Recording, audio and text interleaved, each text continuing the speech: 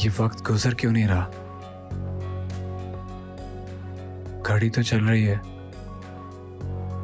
लेकिन ऐसा लगता है जैसे वक्त रुक गया मेरे लिए।